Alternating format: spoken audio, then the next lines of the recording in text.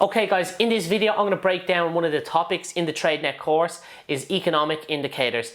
For you, this is a huge advantage for you to take care of the market and to understand if the market is going one direction, where can you capitalize and make money and make your day green on the opposite end. So stay tuned.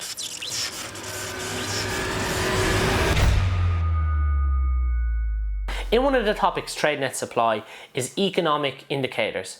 So what I mean by this is when the market is going one way, there's always a play or position you can take to either follow that response or counteract that response. So this section I found really helpful to point you in a direction of if the market maybe is not going your way, there's something that you can counterplay to either go up or go down, long or short, and take a position to try and make your day a successful green day. For example, if it was coming near interest rates announcement, usually the first Friday of every month, you would stay away from the banks or finance, any of those stock-based or ETFs that would involve directly to do with banks or financing.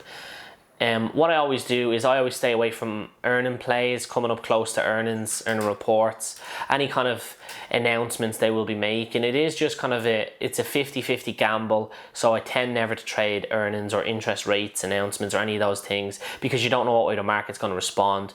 So as I said, if you are trading and it is coming near an interest rate meeting of the first Friday of every month, you would stay away from banks and finance, and you would most likely turn your energy towards housing and construction. These areas would be stronger in an interest rate announcement, so that's just a tip and to take on board. Guys, if you are thinking Tradenet, there is a link in the description below, and there's also a 14-day free trial right in the link below, so go click it.